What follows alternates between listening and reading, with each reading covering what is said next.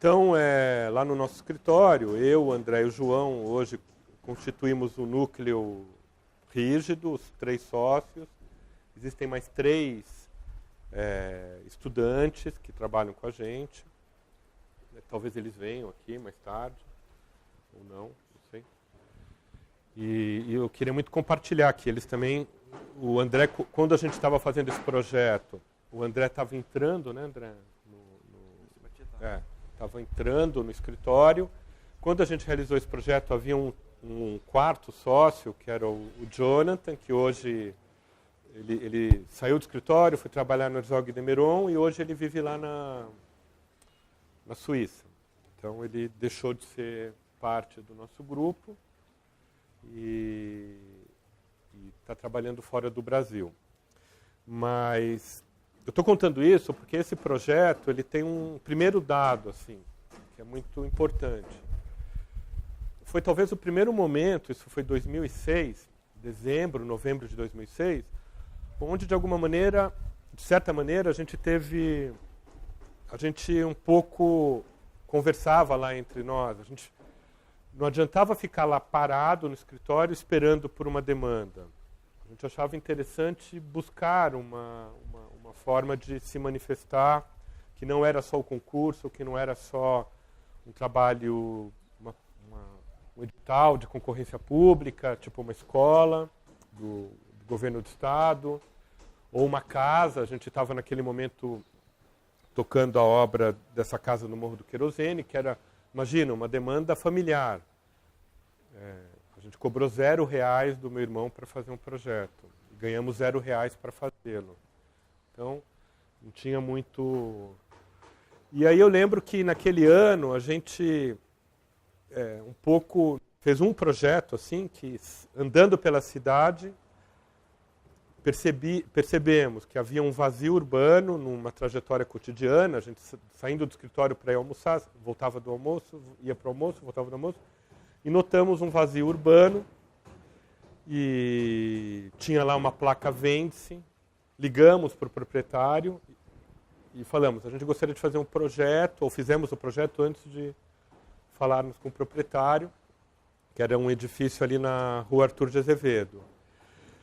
E, simultaneamente a esse trabalho, nos procurou, ou havia já nos procurado, o Zé Casarim, que era um dos participantes do que se chamava Movimento 1, do qual fazia parte a AXP do Zé Casarim, a Ideias Arvos, do Otávio e do Felipe agora, e a CPA, uma construtora, e ainda um grupo de investidores que tinha uma sigla que... CP3, talvez. Eu adoro contar uma história, que é muito divertida, com o Otávio, que antes da gente iniciar esse trabalho, acho que foi antes desse primeiro estudo, a gente veio visitar aqui as 2 casas. Tinha uma fábrica que consertava geladeira ali, nem sei se existe mais, que a gente ficou vendo geladeira também, antiga.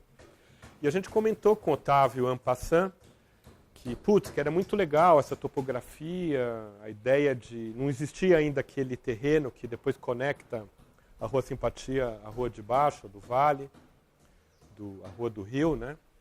Mas a gente já era notável, a gente entrou na casa, ainda existiam casas aqui, e era notável a topografia acidentada, típica da Vila Madalena, típica dessa região da cidade, típica do Mar de Morros, típica do assoalho original, primitivo da cidade de São Paulo. Então nos parecia assim, a gente comentou com o Otávio, é muito importante, independente de quem faça o edifício, de que não se repita a solução desse edifício. Aí a gente apontou um edifício que está ali do outro lado da rua, onde o edifício ocupa tudo isso, mas você faz um volume fechado para a Rua de Baixo, etc. Infelizmente, a atual legislação, e felizmente o novo plano já vai mudar isso, não permite, por exemplo, que você tenha 2 aberturas. Você não pode abrir para 2 ruas. Você tem que eleger a rua, se a rua secundária não pode ter abertura, enfim. Então isso acontece, por exemplo, no edifício Box, acontece, por exemplo, nesse edifício recém-entregue, que acho que é um mix, ali na Rua Fidalga, Aspicuelta. Acontece num edifício também que não é das Arvos, entre a Inácio Pereira da Rocha e a Rua Fidalga, o que é muito triste, porque você vai inviabilizando ou vai impossibilitando que a vida transcorra de uma maneira mais natural na nossa cidade. Não tem sentido fechar qualquer coisa com um muro. Depois a gente conta aqui todas as ideias relacionadas ao muro, a grade, era um guarda-corpo, etc. Então, eu estou falando toda essa história porque desde o primeiro estudo, a grande questão para a gente era como evitar de fazer uma arquitetura que subtraísse do usuário e também do transeunte, mesmo do cara mais incauto, mais desapercebido possível, o cara que está andando na rua, que existe uma topografia sobre o qual ele caminha todo dia, que é uma situação de vale, que você poderia ver o outro lado, que isso aqui é uma vertente, que tinha um rio ali embaixo, e que, de alguma maneira, haveria uma certa transparência para quem está na rua em relação a um subsolo não fechado, enclausurado, um depósito de carros. Claro que o piso inferior aqui é destinado aos carros, mas se a gente depois puder caminhar somente pelo térreo, por essa área mais aberta, a gente se preocupou em fazer o mesmo piso do térreo, o seu piso do lugar onde os carros param, porque, apesar de ter lá a demarcação das vagas, que fazem parte da propriedade de quem é proprietário de uma unidade, mas poderia acontecer uma festa lá embaixo. Originalmente o projeto, isso aqui era aberto, não era exatamente essa geometria da laje, aí por exigência também do plano diretor vigente, naquele momento era obrigado a ter um espaço de lazer no pavimento térreo e que nos obrigou então a fechar mais essa laje, inclusive alguns artifícios, que colocar aquele gradil que não havia. Foram conquistas mediante derrotas que o projeto que foram aparecendo no processo do projeto, porque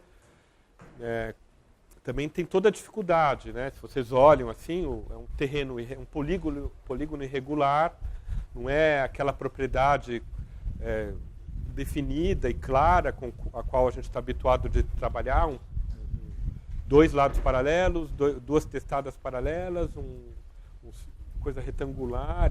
Talvez isso não seja tão interessante, mas a Vila Madalena, por essa geometria, topografia, parcelamento do solo, ela tem essa sucessão de terrenos e áreas irregulares, e trapézios, polígonos, geometrias completamente singulares que também um pouco condicionam a solução do projeto. Acho que só para resumir um pouco esse começo, então a primeira solicitação da Ideias Arvos nesse início era um estudo para esses dois terrenos, que era de duas casas como essas, e aí tinha um problema de área, que obviamente não fechava as contas dele. Ele via que era possível ocupar, porque mesmo em dois terrenos já era um polígono bastante irregular, com os quatro lados variados, e aí eles cogitaram a possibilidade de comprar esse terreno do fundo, vamos dizer, que deixaria talvez mais esquisita a forma perimetral do terreno para a gente fazer o projeto, mas que, enfim, ganhava uma margem para a gente verticalizar, dizer, o que era interessante para eles, até a altura do gabarito, que era os 25 metros. E, na verdade, as primeiras ideias do projeto tiravam um pouco partido, vamos dizer, desses recursos obrigatórios, então 5 metros na frente, quase como um jogo de offsets. Vamos dizer, o próprio desenho que vocês vão ver, acho que a hora desse vazio, dessas passarelas que conectam as unidades, na verdade ela acomoda, vamos dizer, uma tangente de um círculo que deveria estar localizado, vamos dizer, no térreo. Aí é por isso que a gente cresce nessa grade. Aqui tem um diâmetro de 10 metros de céu que deveria ser garantido no pavimento térreo. Isso hoje não é mais assim, mas muito da própria volumetria do prédio foi aparecendo em função das restrições urbanísticas naquele momento. Vamos dizer. O prédio ele tem um pouco a forma como esses paralelismos às testadas principais, eu acho, e a questão da organização do terreno também. Então ele sobe, vamos dizer, o máximo que é possível, que é 1,5 metro, vamos dizer, da média do meio-fio, isso para ser considerado como um térreo. Então, acesso na rampa. Isso, de alguma maneira, a gente tem uma escavação muito reduzida para esse primeiro subsolo. Tá, vamos dizer, é a única escavação mais tradicional, vamos dizer, com cortinas e etc., fica no segundo subsolo, onde estão locados, acho que a maior parte dos carros, e que se conecta quase que em nível com a rua Medeiros de Albuquerque. E aí tem um pouco essa coisa aí de também espraiar um pouco esse programa mais condominial nesses 3 níveis até lá embaixo. Aqui essa chegada, que é onde até hoje, isso foi imaginado como um salão de festas aberto, mas que acontece uma ocupação como essa, assim, provavelmente as reuniões de condomínio acontecem sempre aqui. Acho que a gente não sabe de outros tipos de ocupação. A piscina é essa parte do solário, e lá embaixo, junto a um pomar que eles acabaram criando, fazendo a conexão direta com a Rua dos Fundos. Estava em 2006 ensaiando uma série de projetos, tanto na Casa do Querosene, no Museu do IFAM, Museu do Ouro, a ideia de construção de um núcleo servidor muito claro. Então, o primeiro projeto era um núcleo servidor, ficava onde está ali ainda o núcleo servidor, mas que estendia de cabo a rabo até os limites possíveis dos recuos obrigatórios, e os espaços vazios ancorados nesse núcleo servidor, e o acesso era uma ponte. Então, tinha essa praça rebaixada, uma única ponte que vinha lá da rua até aqui onde a gente está, e esse lugar que a gente estava, na verdade, era a ponte que acessava ou que também ofertava um acesso para o núcleo servidor. E ainda tinha uma outra ponte mais abreviada, vamos dizer assim, que o cara mais rapidamente poderia chegar no elevador. Então era um térreo quase que esvaziado. Não tinha o espelho d'água, não tinha nada. E a ideia de ter um jardim rebaixado e você estar na altura da copa das árvores, de não ter muro, né? De fazer um arrimo e o muro para baixo. A gente insistiu até o fim do guarda-corpo, como o edifício Louveira possui há 60 anos, sem nunca nada ter sucedido de errado com quem mora lá no edifício, etc. Então, esse primeiro estudo eu gosto de lembrar dele, porque foi muito legal, que foi o primeiro elemento de interlocução com o Movimento 1. E quando a gente teve a notícia em janeiro de 2007 que seríamos contratados para fazer o prédio, etc., e, portanto, ficamos muito felizes, porque, de certa maneira, foi um fruto de uma certa arrogância da nossa parte. Nos arrogamos e fomos atrás. Aí houve já a notícia de que tinha anexado o terreno, que seria outro estudo, e a primeira coisa que o Casarim falou para a gente: olha, vocês não entenderam nada, está tudo errado o projeto. Isso que ele falou para a gente. Porque na cozinha não é para estar... Porque nesse núcleo servidor ficavam as cozinhas, os banheiros. Não tem que ter cozinha. Não. Eu falava assim, como assim, Zé? Não estou entendendo. Aí a gente foi finalmente para a primeira reunião eu não sei, agora eu confundo um pouco, né, porque o Itacolomi, a gente fez 32 estudos preliminares, acho que o Simpatia foram 16 estudos preliminares. E essa é a parte que, apesar de soar assim como rara, talvez a parte mais interessante dessa parceria com o movimento, com as árvores, porque depois do Movimento 1, aí eu acho que a figura das árvores e do Otávio começa a ter um certo protagonismo, porque o Zé Casarim era apenas um dos caras dentro dessa equipe que promovia, vamos dizer assim, a venda, a comercialização, mas com quem a gente discutia diretamente era o Otávio, o Felipe, muito num comecinho lá. Hoje eu nem sei dizer como que é a estrutura deles, porque desde 2008 a gente não tem mais feito nada com eles. Mas foi muito interessante, porque foi um processo muito bacana, assim, idas e vindas, era toda semana. Então, se foram 16 estudos, eu ousaria dizer que foram 16 semanas. Então, todo dia era um estudo, um novo estudo, até a gente chegar nessa geometria final, nessa ocupação, nessa solução final. Eu diria que foi um processo muito interessante. No final, qual era a demanda das árvores? Eram 2 vazios. Esse vazio sob o qual a gente está, um vazio de 108 metros, 110 metros quadrados, onde você tem um único pilar ali no meio. Então, você adquire um vazio e faz a ocupação desse vazio. A gente imaginava também, com uma certa animação, obviamente isso não aconteceu, poderia acontecer uma não ocupação, ocorrer uma não ocupação. Um artista comprar e não fazer nada, vir aqui trabalhar, fazer um escritório, sei lá. E lá do outro lado, um outro vazio, de um pouco 10 metros quadrados menos. Né? Essa geometria ela já existia desde o primeiro estudo, que era assim, esse vazio tinha vista do vale, da vertente oposta do vale, perdão, esse vazio não, essa unidade. A outra unidade também teria.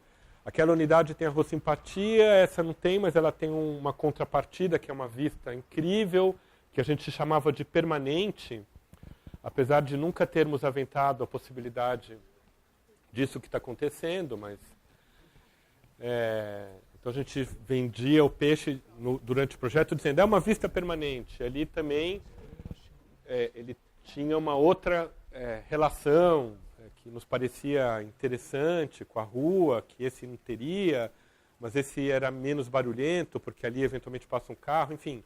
As contrapartidas, no final, equilibravam as soluções em decisões. Decisões assim, de que lado eu vou ficar. Ambos os lados têm os seus encantamentos e os seus problemas. Então, nos parecia que, no final, virava uma solução integral e justa.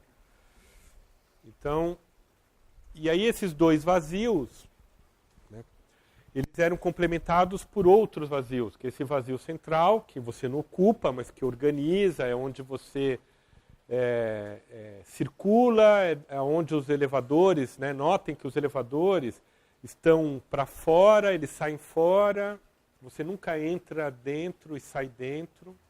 Tem essa relação de estar fora, mas não fora dentro, típico da arquitetura brasileira, típico, muito relacionado ao nosso clima.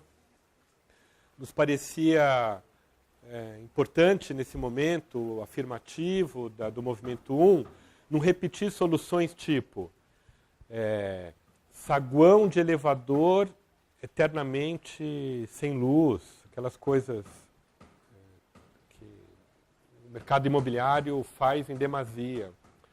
Então, parecia interessante ofertar encantamentos como esses. Se a gente conseguir depois subir, por exemplo, num dessas varandas, vocês vão ver que a gente, inclusive, transporta esse pavimento do térreo, da calçada, do subsolo, para essas varandas. Para deixar bem claro que ali é uma área externa. Depois, vocês podem notar também que, até antes do edifício ser ocupado, a gente teve que aparecer um problema que a gente não anteviu. Era a questão de chuva, de vento, etc. A gente teve que fazer, a gente que projetou uma proteção ali, meio que tivemos que fazer aquilo da noite para o dia para poder ocupar, vamos dizer, a primeira ocupação do edifício. E aí eu acho bonito porque esses 3 vazios, os vazios que são preenchidos e o vazio que é o vazio que organiza os 2 vazios a serem vividos, eles se relacionam com os outros vazios, que são os vazios urbanos, que é o vale, é o volume de espaço que o vale, esse momento que a terra desce, tinha um rio ali embaixo, essa rua inunda, sempre vai inundar, né? Não tem jeito. A gente vive numa cidade das águas. Então é um vale que a gente achava muito interessante que fosse de alguma maneira assimilado por quem mora, por quem não mora, por quem está naquela rua, e o vazio urbano de uma rua típica da Vila Madalena. Essa rua aqui de baixo, apesar dela ser interessante, ela é muito árida, né? Não sei se vocês repararam que quase todos os prédios negaram essa rua, porque tinha um córrego aí. Então é uma rua realmente pouco vivida. Agora que existe uma ala de comércio na rua, e isso também foi uma das razões pelas quais a gente, durante o processo do projeto, quis ensaiar uma coisa que nos parecesse simpática, que é o seguinte: por que raios, por que sempre você tem que, você é o proprietário, tudo bem, mas por que você sempre tem que delimitar a tua propriedade no limite? Por que você não... Então, a gente ensaiou aqui, e propôs, e foi aceito de primeira, recuar o fechamento e fazer uma pracinha para essa rua, entre aspas, morta, para ver se essa rua... Tinha uma árvore que está ali, e a gente deixou a árvore para fora, fez um banco em volta da árvore, tinha um boteco ali do lado, que é o Canto Madalena, que ainda existe. Então a gente falou, pô, é uma praça, o cara vem aí, senta aí, é uma oferta, é uma gentileza urbana. Então é muito legal que são movimentos de gentileza urbana que o Otávio é um dos grandes defensores assim, desses pequenas oferendas, vamos dizer, que não custam nada, sabe? Notem que o vidro está aqui. Num primeiro momento, a gente queria que todo o fechamento estivesse aqui. Só tivesse um guarda-corpo para o cara não despencar lá da calçada no jardim, sair rolando. E ao mesmo tempo, ele poder pegar uma fruta. Então, e aí depois teve que aparecer, aí durante o processo do projeto, não, tem que fechar, tem que não sei o quê. Mas ficou um fechamento, foi muito legal, porque a gente discutiu o tempo todo, nos parece que é um fechamento transparente, claro, que é uma barreira. Não é que a gente não queria fazer barreira, mas existiam os fechamentos, mas eu não queria repetir uma agressividade típica da nossa cidade, que é essa coisa que eu coloquei anteriormente, já contra a insegurança, mais segurança. Acho que contra a insegurança é outro discurso. Contra a insegurança são flores e boa vontade, porque senão a gente só faz uma cidade do ódio.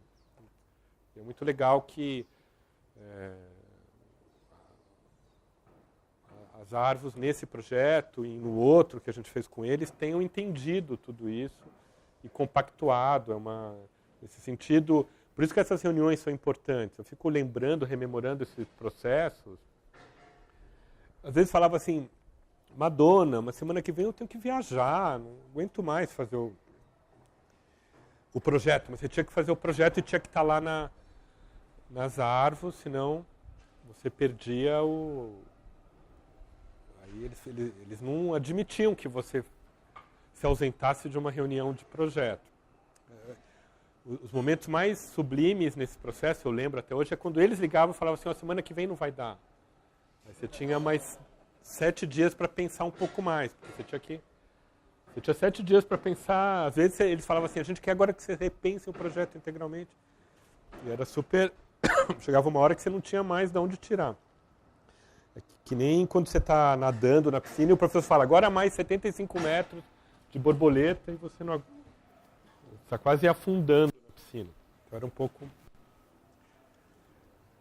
Era isso. Você quer... Acho que só A gente fala da obra depois. Acho que só ressaltar essa coisa das unidades, que diferentemente do que eles vinham propondo inicialmente, as árvores tinham naquele momento uma experiência de um edifício de distintas unidades. O prédio do Emberê, cada unidade é uma tipologia de duplex, simplex, mas são, sei lá, 14, 15 plantas totalmente diferentes. Ela dá uma variedade que é interessante para o perfil de morador que eles ainda não tinham muito claro quem era. Eles estavam começando a mapear, e aqui era justamente o contrário. Eram 13 unidades vazias, mas que admitiam qualquer arranjo interno, uma vez que as instalações todas de esgoto corriam por fora. Você teria quase como uma regra, as janelas paralelas, as aberturas mais que as janelas paralelas às ruas principais, definidas e fixas. E essas duas laterais aqui, elas tinham, uma possibilidade de receber uma a 4 aberturas. Aí, conforme o arranjo de planta de cada um dos projetos, isso acontecia. A gente fez, para aprovação do projeto, 2 tipologias, né? Um apartamento de 1 dormitório, um apartamento de 2 dormitórios, um apartamento sem dormitório, que seria um espaço total. Também, acho que não sei se chegou a ter um executivo, mas também tinha essa flexibilidade. Cada um foi adaptando conforme as suas necessidades. Acho que nenhum deles seguiu os projetos que a gente havia esboçado. Isso ficava no escritório de vendas, então os caras, quando compravam, falavam, o que tem aí, o que eu posso fazer? Mas cada um pegava o teu arquiteto, alguns eram arquitetos, se acabaram reformando, mas isso acho que era um dado que também possibilitou essa variação um pouco de produto que as árvores estavam naquele momento imaginando. Acho que eles ficaram loucos porque eles tiveram que coordenar 13 equipes distintas no fim da obra. Eles estavam terminando, que era a parte condominial, estrutura, acabamentos externos, e aí coordenando internamente equipes distintas que os moradores foram trazendo. Assim. Difícil, né? Isso deu problema no certo processo da obra. Tanto é que nunca mais isso se repetiu. A Cloni tem flexibilidade? Tem, mas a planta é essa. A gente entrega pronto. No apartamento a gente coordena isso. E a equipe que fazia as unidades, as 3 unidades, era a equipe acho que eles da própria construtora. Mais ou menos. Eu acho que eles coordenavam. Ou cada um vinha com um empreiteiro cada um vinha seu. Com um empreiteiro, mas sob uma coordenação da CPA. Ah, entendi. Alguns, né? Fazer uma compatibilização básica, assim, exposição das coisas, mas na verdade cada um tinha o seu arquiteto, decorador, enfim. A gente teve uns dados. Bem confuso, né, mesmo? Não, olha, para piorar a confusão, a gente ensaiou coisas aqui assim, que depois vocês reparam aqui, foi bem complicado. A gente imaginava que chegaria num grau de liberdade que o proprietário poderia escolher o lugar da janela. Tinha um grid, ele escolhia. Então ele tinha uma área onde, por exemplo, essa unidade poderia ter até 5 janelas, aquela poderia até ter 3 dispostas. Só que a gente bobeou porque a gente não fez uma coordenação modular. Não era assim. Aqui, ou aqui, ou aqui, ou ali. Era assim, aonde bem ele entendesse. Então vocês vão notar que ali, 3 centímetros. às vezes ela está alinhada assim, ó. Parece que foi um erro de execução. E a gente não pensou também. Aí a gente fez a perspectiva, a gente fez uma elevação. Não, a elevação era genérica, mas a perspectiva era tudo bonitinho, tinha essa modulação, porque você nunca imaginou. Eu falei, claro, o cara de cima nunca ia conversar com o cara de baixo, enfim. Mas eles escolheram o lugar da janela. Sim, vocês vão olhar. Poderia não ter janela, você poderia não quero janela nenhuma. Mas tem um que não tem. Tem casos que não tem janela. Tem um embaixo que não tem janela. Acho que é um cara que tem um quarto só. Então tinha essa flexibilização. E todas as instalações, depois a gente anda aqui pelo térreo, todas as prumadas de esgoto, elas correm externas ao edifício. São essas tubulações que às vezes elas não são nem utilizadas. Se não tem nada plugado nela, é porque ela não é utilizada. Ninguém conectou um banheiro, por exemplo. Obviamente, quase todas são utilizadas. Aquela é a de água pluvial, tem outras de água pluvial aqui, mas tem as tubulações de esgoto, que são... E ainda existe uma outra prumada, que se a gente puder subir, vocês vão notar que é uma prumada de servir... um shaft, né? Um duto onde tem todas... Os equipamentos de ar-condicionado, de água quente, os hidrômetros, hidrantes, que se conectam com o reservatório superior, com o reservatório inferior, com o gerador. Que está aqui na planta. Aqui nos desenhos, né, existe esse croquis de uma fase anterior do projeto, onde esse terra era mais aberto. E aí o projeto mais pronto, vamos dizer, acho que isso aqui é um desenho que advém do projeto executivo, já tem estrutura resolvida, etc.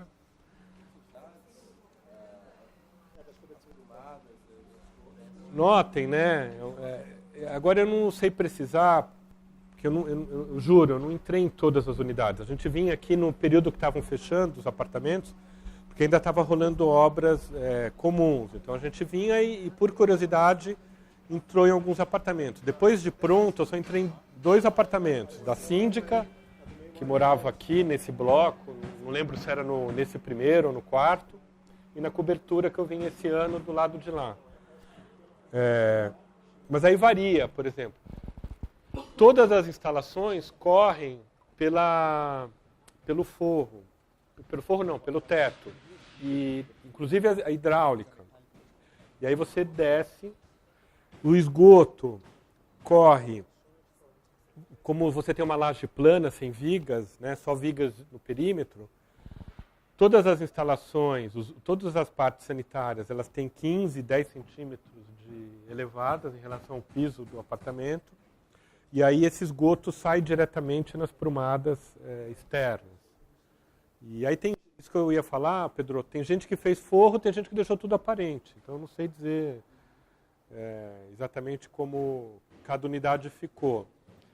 Mas está dentro do apartamento? É elevado dentro do apartamento? O banheiro, onde tem um banheiro... Então, se eu quiser reformar meu banheiro, eu não preciso pedir por baixo. Não. Você pode comprar uma unidade, tem uma venda aí, tirar tudo e refazer, porque eu acho que, inclusive, todas as divisórias, eu acho que são de drywall, são de gesso, acartonado.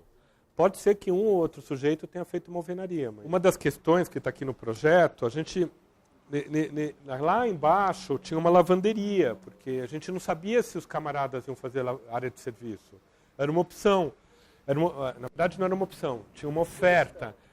Se você quiser, não faça área de serviço individual, porque tem uma lavanderia lá embaixo. Você ia destinar, vamos dizer, um apartamento que tem uma área bem enxuta, 100 metros quadrados, você ia deixar 5 a 10% de uma área para uma lavanderia que o prédio poderia oferecer como serviço. Máquinas de lavar, de secar aqui embaixo, mas todos, acho que, apartamentos acabaram fazendo. A gente já tinha até no projeto, né, João? A lavanderia ficava lá embaixo, nem sei o que. Na verdade, eu nunca desci lá embaixo. Claro que a gente desce lá embaixo, mas depois a gente tenta ver o que aconteceu. Mas a lavanderia ficava lá no jardim e a gente chamava de lavanderia e tanques, e aí uma estante de livros, que era a ideia de ter um sofá, e você ia lavar lá, e aí teria uma biblioteca condominial para você ler um livro. Foi logo que eles se mudaram, foi acho que fim de 2010. A gente passou para visitar a obra com o Solano Benítez, estava tendo uma reunião de todos os moradores aqui. E aquele constrangimento. Moradores. Falou, gente, é a sua oportunidade, o arquiteto está aqui, qualquer coisa que vocês quiserem reclamar. Eu falei, eu só vou levar o arquiteto paraguaio para conhecer ali embaixo a piscina e já volto. Aí a gente veio saindo pela outra porta, porque...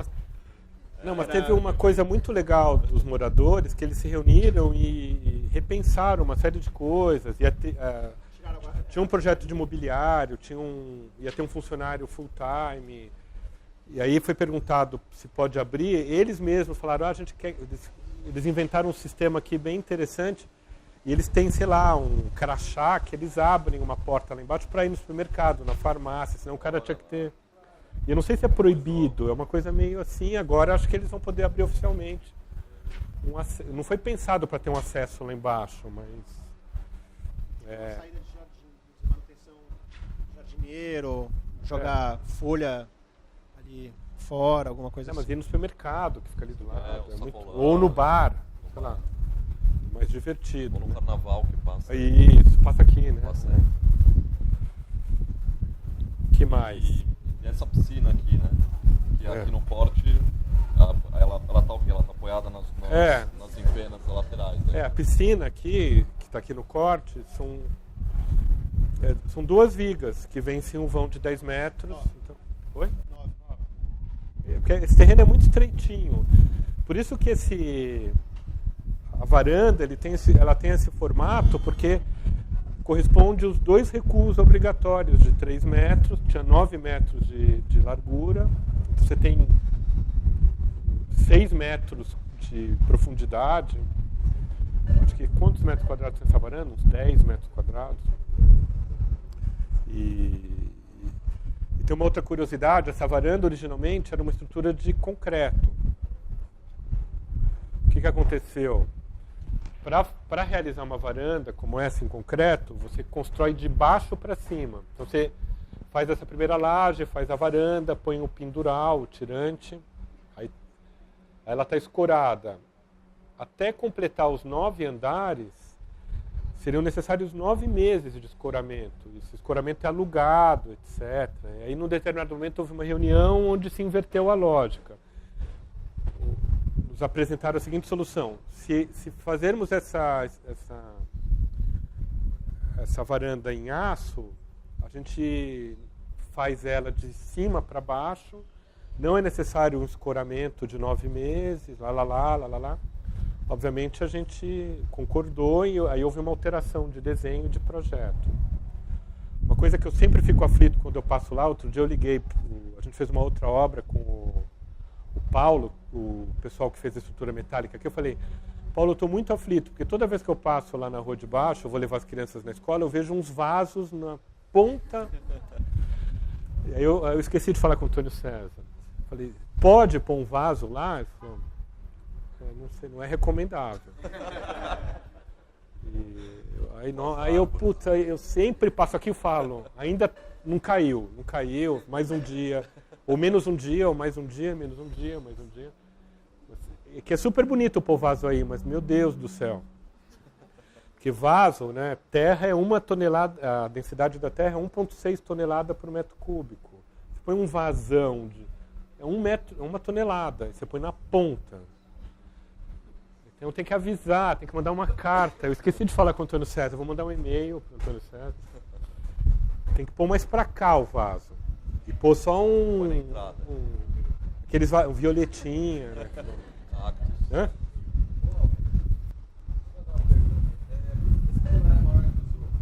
Qual? É.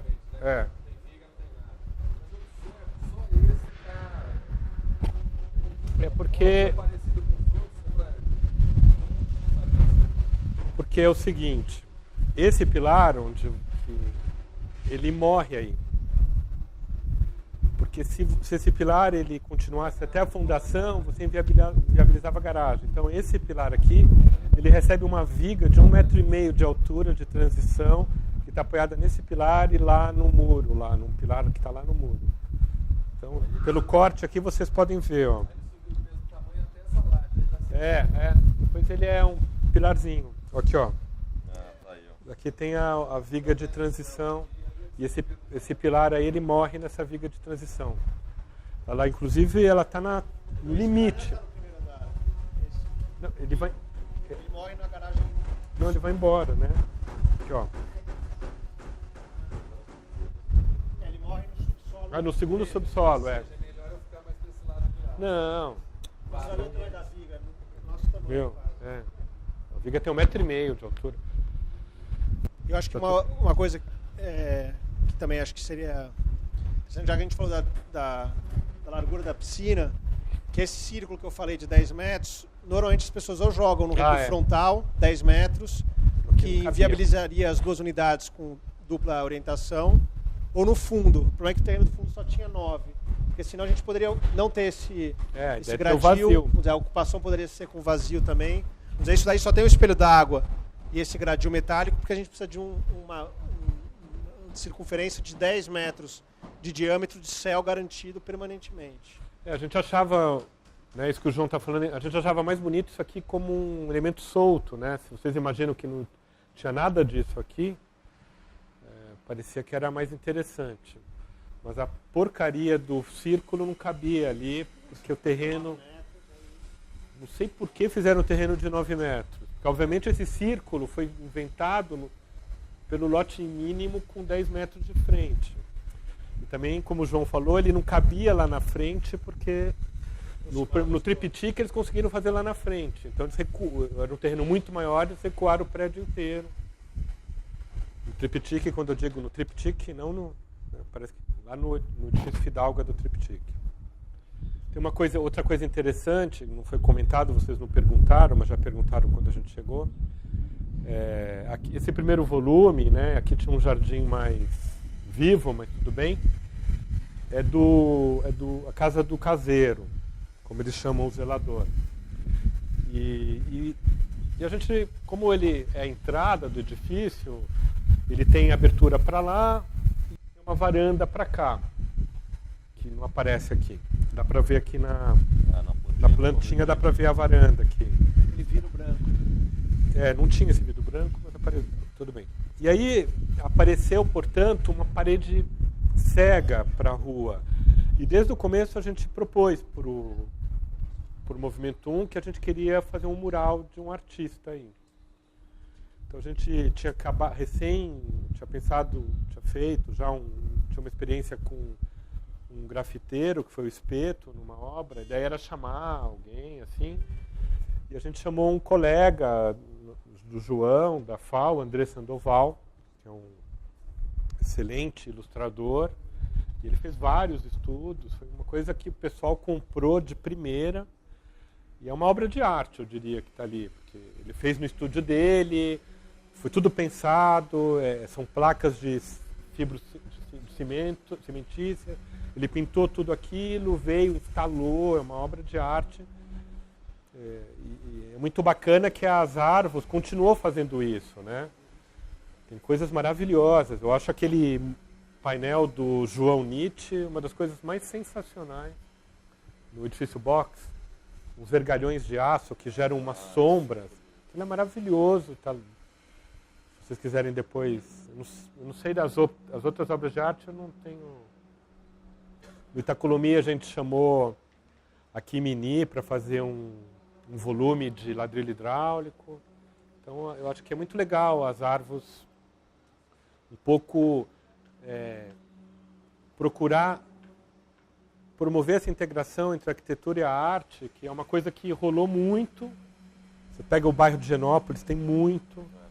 O mesmo, né, quantas obras do Clóvis Graciano existem pela cidade, inseridas em edifícios da cidade. As Arvos, de alguma maneira, comprou essa ideia, o que é uma coisa muito legal. Depois vocês olham lá o mural do André. E o Álvaro, bom, aproveita então para fazer esse contraponto então com esse edifício da Itacolomi que vocês fizeram agora. E, bom, não sei, a gente ouviu aí nas coisas que tá tendo um problema de venda, se você souber de alguma coisa também para falar disso, porque eu acho que é interessante isso. Não sei, porque talvez não seja reflexo da arquitetura, deve ser alguma coisa do terreno.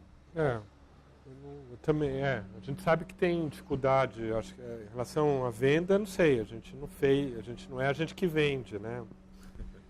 Mas eu acho que talvez seja um pouco em virtude da área, não sei muito bem. O Itacolomi foi a segunda e última experiência que a gente teve com as Arvos, infelizmente. Mas foi interessante também, porque era um desafio muito grande projetar ali num bairro consolidado como Genópolis. Na verdade, a gente tremeu na base quando eles nos convidaram. Era um desafio, claro que era estimulante, mas nos parecia muito mais fácil atuar aqui, por exemplo. Você tem um pouco muito mais facilidade e era do lado de um edifício do Vitor Reiff, que a gente particularmente acha muito bonito. 2 edifícios do Reiff que são incríveis. Um Itacolomi, na Sergipe. E era um terreno muito estreito, era tudo muito difícil, não tinha muita escapatória. Não, mas acho que isso reflete um pouco essa dúvida até que eles tinham, porque eles tinham um mercado já se consolidando nessa área da Vila Madalena, que eles sabiam qual era a demanda, eles estavam indo para um bairro, a impressão que dá hoje é que, qual que é essa demanda? Será que é mesmo apartamentos de 200 e tantos metros quadrados? Sei lá, no começo, os primeiros projetos eram unidades, sei lá, de 120 e 80 metros, que na época a gente falava, isso é uma carência desse bairro, vamos dizer. Ou você compra um apartamento de 180, 200 metros quadrados e vai custar uma fortuna. Quem quer, estudante de medicina Santa Casa, vem morar em São Paulo e quer morar num apartamento relativamente novo, tem as opções dos flats que tem em Genópolis, mas desde o começo a gente tentava falar, gente, é mais fácil você fazer 13 apartamentos menores, você vende metro quadrado. Metro quadrado, o resultado é o mesmo. 250. A conta, no fim, para você é a mesma. Tinha um estudo muito legal para Itacolomi, que agora estou lembrando. Lembra, João, que a gente fazia meios níveis, então tinha o apartamento maior de frente para Itacolomi, com pé direito duplo, e o apartamento menor no meio nível para o fundo. E a gente chamava isso de estúdio, que era um pé direito duplo, que dava 80 metros quadrados, era 40 metros quadrados de planta vezes 2, pé direito duplo, você podia ocupar depois. Então a gente imaginava assim, um artista, um solteiro, um arquiteto, a gente, um escritório, a gente imaginava assim, o fulano compra um aqui, compra depois outro ali, e vai trabalhar, pega meio nível, tem um estúdio, faz joia, sei lá, designer.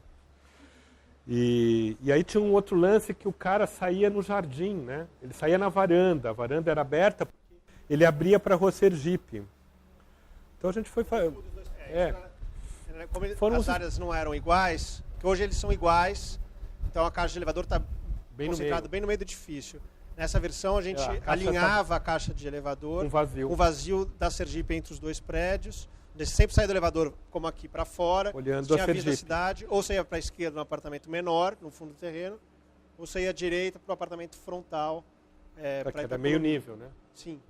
Mas você saía, você tinha uma vista, acho que tinha uma leitura do lugar também inusitada, assim, que nos pareceu interessante. Mas aí, vamos dizer, a própria Zarvos e o Movimento 1... Era Movimento 1 ainda. As Zarvos e a AXP naquele projeto acabaram se separando. A obra parou inicialmente. As Zarvos se encontrou um outro investidor, que é quem terminou a obra com eles.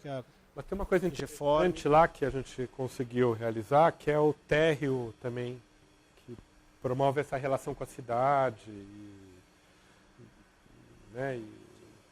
Isso tudo sempre também muito defendido por eles, o banco lá na frente. Você não tinha tanta, lá era mais árido, né? Claro, era sensacional, mas era um lote com uma testada de 12 metros. Não tinha muito o que fazer. Um terreno muito profundo. Então... Os gabaritos iam também... Não, eu queria fazer uma pergunta. Não sei, eu queria entender um pouquinho por que foram feitos tantos estudos, né? Se é normal dentro do trabalho de vocês isso, não. Que eu acho é um número, 32 estudos é estudo pra caramba. E só para entender se era na verdade uma dificuldade do escritório de tentar captar a informação deles ou uma dificuldade deles de definirem realmente um programa para o que seria feito, implantado ali. Não.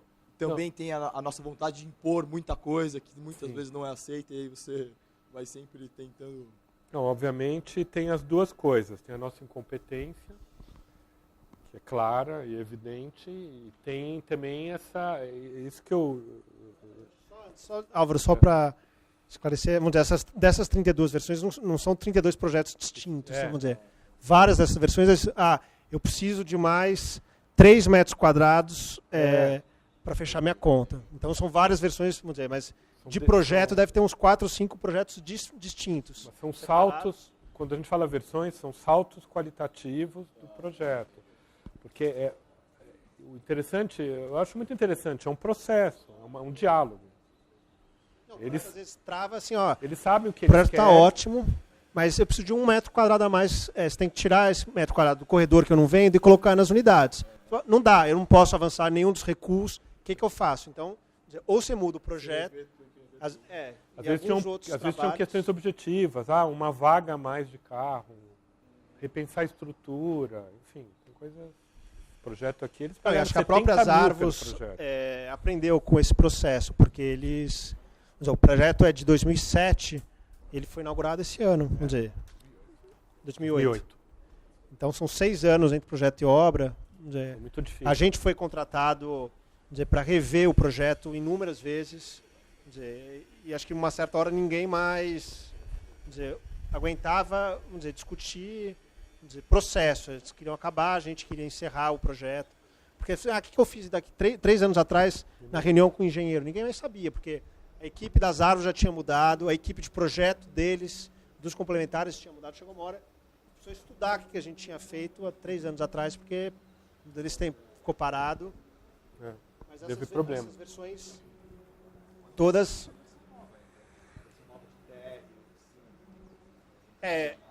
vamos dizer, essa experiência para trabalhar com o mercado imobiliário, que depois a gente teve a oportunidade de fazer estudos para outras incorporadoras que não foram adiante, uma mão no Excel e outra mão no CAD. Assim. Você tem que ter uma planilha toda montada. Assim, se o número aparece verdinho lá embaixo, ele gosta do projeto. Se o número aparece negativado, o projeto pode ser incrível, maravilhoso. A gente fez outros projetos. Já comentei com o João, já comentei até com o Otávio. Falei, putz, a gente morre de saudades de trabalhar com vocês, porque eu juro, todas as outras experiências foram horríveis. Foi muito duro, né? Porque quando chega o consultor, a gente acabou de perder uma concorrência agora, com certeza chegou o consultor de imobiliário, de venda, falou assim, sabe qual é o problema? Vocês fizeram uma coisa muito boa e vale muito mais que R$400 mil, que era o que eles queriam fazer de valor final de venda, na cidade de Piracicaba. Aí eu falei, pô, mas por que você... primeiro eu falei, por que vende por 400? Qual o problema? A gente vai gastar, a gente mostrou que dava para fazer R$150 mil cada unidade, e o consultor, não, mas aí vai ter que vender mais caro, ninguém vai comprar, porque é muito boa a arquitetura. Aí o cara ligou pra gente e falou assim, vocês perderam a concorrência. Acho que perdeu até pro Guimato, tudo bem. Eu falei assim, mas eu queria ver o projeto do cara. Porque nosso projeto tinha dupla orientação, estava super bem resolvido. Prumadas, paredes estruturais de concreto. Era numa pedreira lá em Piracicaba de pedra vermelha, concreto ciclópico vermelho, todas paredes de concreto vermelhas. Era um prédio, a gente chamava a Pedreira de Piracicaba.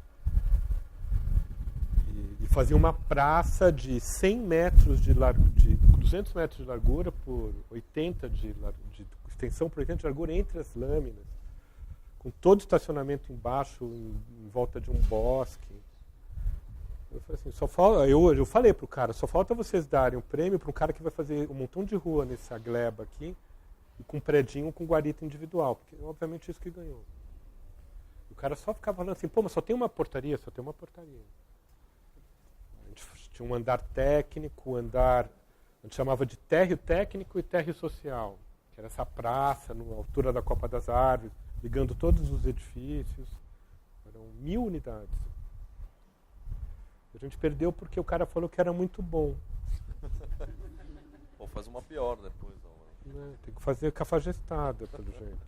E eu falei pro Otávio, pô, Otávio, tão bom aí fazer projeto com vocês, porque...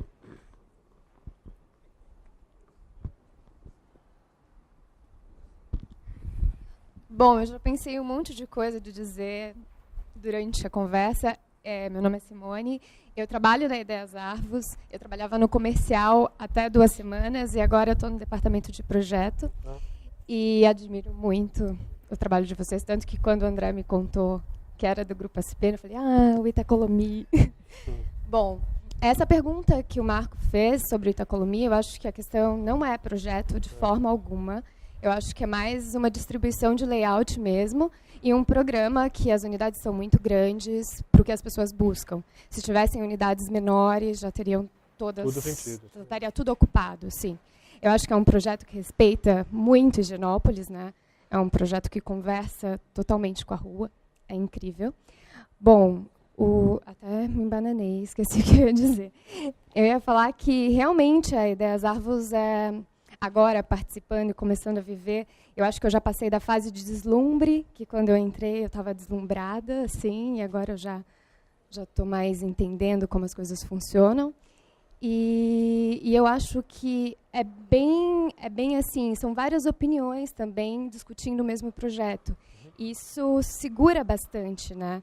Que o arquiteto tem total liberdade de criação, mas tem um programa e tem muitas pessoas envolvidas, tem investidores opinando dentro de um projeto, investidores que não entendem muito, eles discutem sobre isso.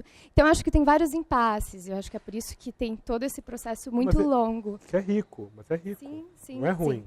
Sim. Não, eu só queria justificar essa questão. Mas eu sempre achei, não sei se ficou claro na resposta, que me parece muito correto que seja dessa forma. Né? Era isso que eu queria dizer. Mas foi perguntado assim, que comercialmente para o escritório, para a gente foi um desastre. Foi os primeiros projetos, a gente recebeu muito menos do que hoje se paga.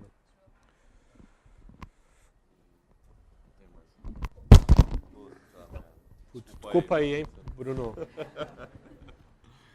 Bom, no começo da conversa você falou essa coisa do que vocês chegaram aqui também porque vocês foram cavar, né, atrás criando oportunidades e gerando projetos e estudos para conseguir também ver um outro caminho que não fosse só ser chamado pelo cliente ou ser descoberto por alguém, indicado, tal. Eu acho isso, né, eu acho que todo mundo deveria fazer isso, na verdade, porque todo mundo que não é das outras profissões fazem isso, né? Tipo, as pessoas se vão atrás, mas a gente, sei lá, parece que tem algum ranço que não deixa, falar, não, eu não vou, sou um orgulho que não deixa, né, fazer isso. Mas eu acho super interessante e talvez seja por isso também que a gente não está tão inserido no mercado imobiliário de São Paulo. Que dá vergonha fazer isso. Entendeu? Parece, você é um vendido. Não, mas não é isso. Dá vergonha, pô. Quem que esse cara pensa que é arrogante? Né? O máximo que pode acontecer é ouvir um não. Então, ouve um não, tudo bem, mas você vai fazer... É que nem quando você vê uma mulher, antigamente, né? Você viu uma mulher bonita, vocês ainda podem fazer isso. Eu sou casado, não posso mais. Você vai lá e fala, e aí, né? O máximo que pode acontecer é que ela falou, vai se ferrar, meu. Tem vários tipos de não, né, também, né? Sim. Não mais educado. Né? Quem não arrisca não petisca. Não, então, mas daí, só para continuar, a questão é essa. Vocês acham que com essa atitude assim, de ir atrás do projeto, ir atrás do trabalho, talvez a gente mude um pouco esse panorama da arquitetura e a gente consiga começar a construir com mais qualidade dentro, que não seja depender de 2 ou 3 construtoras que têm arquitetura como viés, né? Eu acho que assim, você chegar numa dessas grandes incorporadoras e falar, pô, eu tenho um projeto que não é esse aí, talvez você comprovar que vai sair pelo mesmo preço, uma coisa melhor, tal, ou você acha que também depende muito dos estudos de mercado que eles fazem, todas essas coisas, né? Se mudar uma linguagem de uma incorporadora que já tem um vício de fazer um edifício com uma arquitetura ou que não tem arquitetura, né? O João vai respondendo comigo. Eu acho que unicamente não é nenhuma coisa, não é somente uma coisa nem a outra. Claro que eu acho importante sabermos, né, de alguma forma nos colocarmos, mas a gente nunca mais fez uma coisa dessa. Não lembro. Fizemos? Não. As últimas, depois da experiência com as árvores, pelo menos 2 ou 3 projetos que foram encomendados por outras construtoras que nos procuraram. A gente está querendo alterar o perfil dos projetos que a gente realiza, porque não sei o quê. Vamos dizer, a gente quer uma arquitetura contemporânea, é o que sempre que eles falam. Na hora que apresenta o projeto, junto com a planilha verdezinha, e às vezes a gente mandou o projeto, tem e-mail que a gente está esperando até hoje. Tem 2 anos que ele falou, não, assim que a gente resolver internamente aqui com a diretoria, a gente dá um retorno, a gente nunca mais também foi atrás. Falou, acho que não estão a fim de mudar, acho que para além desse discurso inicial, eles querem vender qualquer coisa que eles puserem para vender hoje, movimenta, financiamentos, possibilidades também de negócio. Mas acho que uma coisa que eu penso, aquele primeiro projeto que a gente fez, que era quase como era um estudo, quase como o Lúcio Costa, lá no começo dos anos 30, fazia aquelas casas sem donos. Era um momento de reclusão dele profissional, tinha acabado de sair da Escola Nacional de Belas Artes, e fazia uns projetos, e ele chegou até a vender, ou pôs na banca de jornal para comercializar, quase numa atitude visionária, porque hoje você vai em banca de jornal, você compra plantas de residência, plantas de prédios, padrões, hoje você leva para executar. Então a gente pegou, viu um terreno, onde estava com algumas questões, falou, vamos tentar fazer um projeto. Era um proprietário que tinha 2 ou 3 casas, era um argentino, disse, pode entrar como uma parte interessada no negócio, mas eu não vou construir. Nem você. Vamos tentar achar alguém que possa viabilizar, e foi um pouco como apareceu oportunamente naquela ocasião o Zé Casarim. Aí, por conta disso, eles fizeram esse estudo que nunca ia ser feito. O estacionamento está lá até hoje, do jeito que está. Mas foi uma primeira também oportunidade para a gente enfrentar, vamos dizer, as questões de legislação. A gente até então nunca tinha feito nenhum projeto tão verticalizado, como aquele 8 andares, 25 metros. Mas era muito legal esse projeto, porque era um volume servidor interno, que era estrutura de concreto, tinha 2 elevadores na ponta, lembra? E a escada no meio. E aí era uma estrutura metálica, modulada, de 3 metros, e aí o miolo eram os quartos. Então era assim, 2 vazios, sala, cozinha, e os quartos, você tinha lá 6 quartos, mas se você quisesse você podia comprar 4, ou um só, 2, os quartos eram negociáveis entre os 2 lados. Você comprava 2 quartos no começo, outro ficava com 4, mas depois você tinha um filho, ligava para o cara, está sobrando quarto aí, eu vou comprar, você empurrava a parede, e aí você ia tendo essa maleabilidade. Obviamente não funciona, mas para se animar, a gente pensava nessas coisas, né? Nós pensou lá atrás, a gente achava simpático esse. Mas eu queria falar uma coisa, que é isso que o João falou. Para a gente foi muito legal, por isso que a gente escolheu essa obra, como a gente começou lá no começo. A gente é um escritório pequeno, tem pouca coisa construída, não tem, né? Então tudo que a gente conseguiu foi assim, super par e passo, concurso, obra pública, né?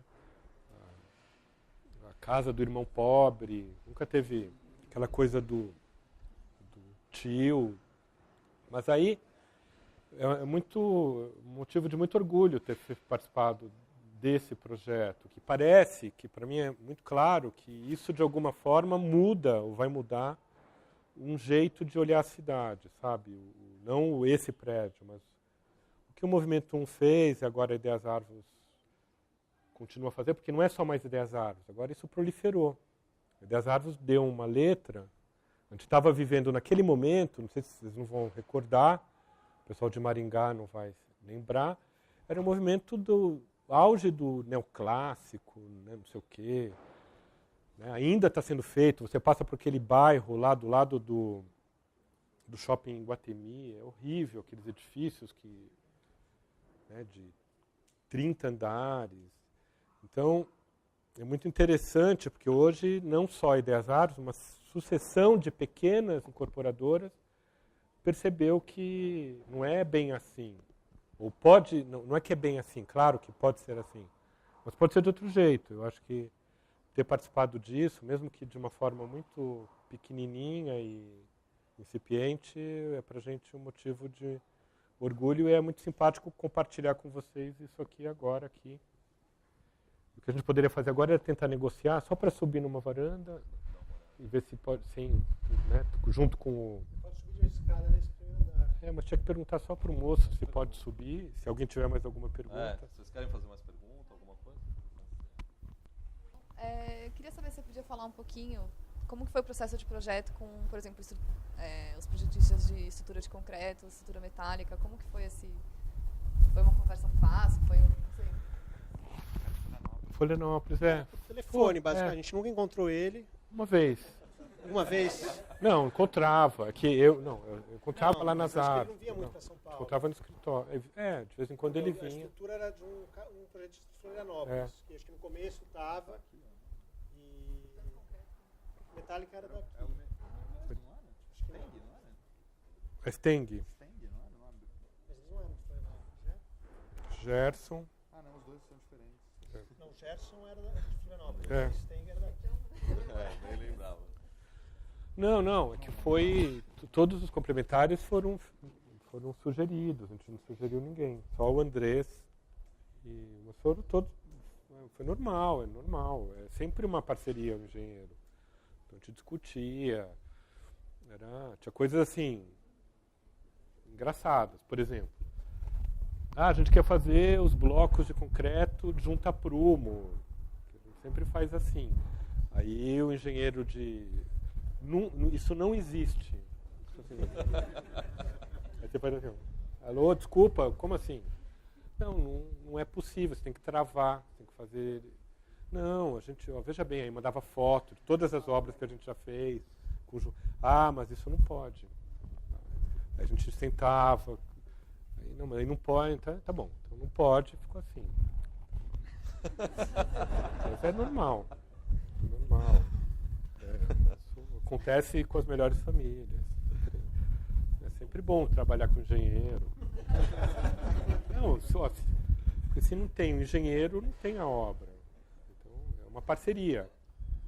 Agora a gente sempre interage, né? Discute. Toda a turma. Eles estavam fazendo um pacote. Ele estava fazendo ele fazia todos os projetos. Uma coisa que tá certo, era mais fácil. Outro dado, não sei hoje como está lá. Agora que a Simone, eu sei que ela é de lá, posso estar falando besteira, mas a gente não foi contratado para seguir a obra, mas a gente vinha toda semana. A gente achava, vinha almoçar, vamos passar na obra, né? E aí foi bacana, né? Porque a gente acabou construindo uma relação com a turma aqui da obra. Todo mundo já ligava. A gente nunca recebeu para fazer isso. A gente vinha quase toda semana, vinha resolver problema. E aí de vez em quando, aí começou a aparecer uma coisa mais oficial, que vinha aí, um dia vinha o Otávio, o Felipe, quando tinha um problema sério.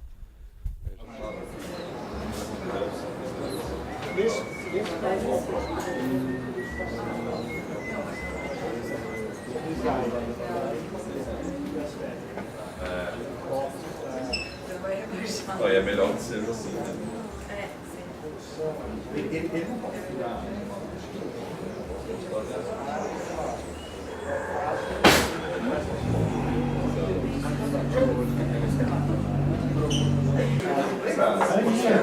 Esse é da hora?